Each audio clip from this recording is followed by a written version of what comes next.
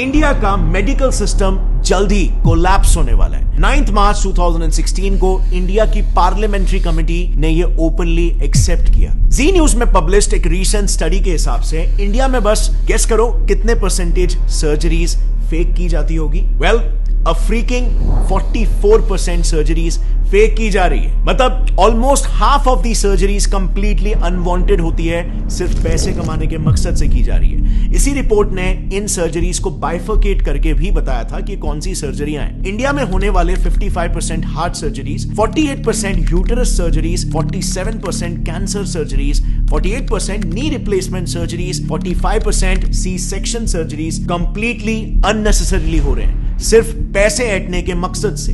Reason सिर्फ और सिर्फ एक, कॉर्पोरेटाइजेशन ऑफ हॉस्पिटल्स, यानी कि हॉस्पिटल्स को भी कॉर्पोरेट कंपनीज की तरह टारगेट और प्रॉफिट सेंट्रिक बना देना। एक काफी इंटरेस्टिंग रिसर्च पेपर है जिसमें रिसर्चर्स ने महाराष्ट्र के टॉप हॉस्पिटल्स के 43 specialist doctors, senior government x officials और कॉर्पोरेट हॉस्पिटल्स के मैनेजर्स को तक इंटरव्यू किया, ताकि वो इन हॉस्पिटल्स में जो कंपनीज की तरह ही टारगेट बेस्ड स्ट्रक्चर चल रहा है उसे पब्लिकली एक्सपोज कर पाए। And the results were shocking. So सबसे पहले तो सैलरीज की बात करते हैं। सो रिसर्च में पार्टिसिपेट किए रिस्पोंडेंट्स का यह कहना था कि हॉस्पिटल्स में काम कर रहे डॉक्टर्स की सैलरीज में बहुत ह्यूज डिफरेंस होता है। इतना ज्यादा कि न्यूबी डॉक्टर्स को 1 लाख पर मंथ की सैलरी मिलती है, लेकिन सीनियर डॉक्टर्स को 1 करोड़ पर मंथ तक भी ये सैलरी पहुंच जाती है। अब सवाल यहां पर यह आता है कि इतना बड़ा डिफरेंस क्यों? क्योंकि डिफरेंस इनके टारगेट्स में भी होता है। एक सीनियर ऑप्थेल्मोलॉजिस्ट का यह कहना है कि उन्हें एवरी मंथ 1000 पेशेंट्स को कैसे भी करके हाई एंड ट्रीटमेंट्स में कन्वर्ट करना पड़ता है। इसी पर एक और गायनेक रिस्पोंडेंट का कहना यह था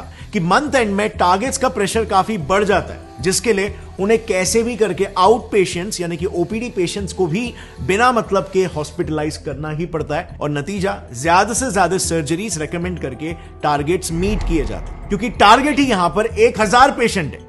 अब आप खुद ही सोचो, हर हॉस्पिटल में, हर डिपार्टमेंट, जैसे ऑप्थेल्मोलॉजी में ही ले लो, उसमें मिनिमम 5 से 6 डॉक्टर्स होते हैं और सबको सिमिलर टारगेट्स दिए जाते हैं। तो just imagine hospitals profit and our loss. And by the way, these targets are taken very seriously. उसी रिसर्च में कई सारे सीनियर डॉक्टर्स का यह कहना था कि अगर कोई डॉक्टर अपने टारगेट्स को लगातार 2 महीनों तक मिस करता है तो बिल्कुल कॉर्पोरेट्स जैसा ही उसको वर्बल वार्निंग मिल जाएगी या फिर एक मेमो दिया जाएगा, और उसके बाद भी अगर टारगेट्स मीट नहीं होते तो of course tata bye bye. So आप यहां पर देख सकते हो हॉस्पिटल इंडस्ट्री कैसे एक सर्विस इंडस्ट्री होनी चाहिए, जिसमें कस्टमर, पेशेंट टॉप प्रायोरिटी होना चाहिए, बट यहां पे प्रॉफिट टॉप प्रायोरिटी हो जा रहा है। और bye the way, in targets का ट्रैक भी हॉस्पिटल हायर्ड मैनेजमेंट प्रोफेशनल्स यानी कि एमबीएस, जो कि बड़े बड़े एमएनसीज में ऑपरेटिंग ऑफिसर्स, एग्जीक्यूटिव, सुपरवाइजर्स ऐसे काम करते हैं। ये लोग बकायदा डॉक्टर्स के इन टारगेट्स का ट्रैक रखते हैं। एंड ऑफ कोर्स यहां पर डॉक्टर्स भी उतने ही डेडिकेशन के साथ ये टारगेट्स को पूरा करते हैं, क्योंकि जैसे हमने देखा उनकी सैलरी बहुत ही हाई होती है, लेकिन उनका ये high paying job mostly contractual basis पर होता है। एंड सो उस कॉन्ट्रैक्ट को रिन्यू कराने के लिए और उनका न्यू पे स्केल डिसाइड करने के लिए उनके पिछले साल के टारगेट्स को देखा जाता है, जो अनफॉर्चुनेटली इन डॉक्टर्स को फोर्स कर देता है इलीगल स्कैम्स तक करने के लिए। नाउ मेडिकल फील्ड के इलीगल प्रैक्टिसेस को थरली समझने के लिए हमने ये सारा इंफॉर्मेशन 2 काफी प्रोमिनेंट डॉक्टर से लिया है। पहला है Padma Bhushan and Padma Vibhushan awardee doctor BM Hegde, जो उन्होंने एक आर्टिकल लिखा था, उस आर्टिकल का रेफरेंस है। और दूसरा रेफरेंस हमने लिया है एक बुक से called dissenting diagnosis by doctor Arun Gadre and doctor Abhay Shukla. लेकिन काफी ढूंढने के बावजूद भी हमें यह बुक ऐसे पब्लिकली अवेलेबल नहीं मिली, लेकिन हमें बिजनेस इनसाइडर का एक आर्टिकल मिल गया जिसमें उस बुक के कुछ मेन एक्सर्प्ट्स अवेलेबल है। Starting with the first scam, जो इतना घिनौना है कि इंसानियत भी काइंड ऑफ शर्मा जाए। Keeping dead patients alive.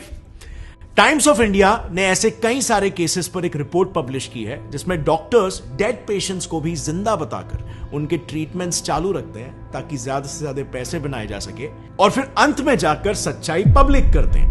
TOI में ही पब्लिश्ड एक केस में एक हॉस्पिटल ने पेरेंट्स को बिना बताए उनके 14 साल के ब्रेन डेड बच्चे को 1 महीने तक वेंटिलेटर पर रखा। सो 1 महीने तक जो बच्चा मर चुका था उसे जिंदा बताया गया और वेंटिलेटर पर रखा, खर्चा जनरेट किया, एंड बाद में हॉस्पिटल गिल्टी प्रूव भी हुआ एंड उनकी फैमिली को 5 लाख रुपए कॉम्पेंसेशन के लिए दिए। अब 5 लाख रुपए मॉनेटरी कॉम्पेंसेशन तो हॉस्पिटल को देने पड़े, बट ये आप और मैं भी जानते हैं कि उस वक्त पेरेंट्स ने जब ये बात सुनी होगी, जब ये सच्चाई उन्हें पता चली होगी, तो उन पर क्या बीती होगी।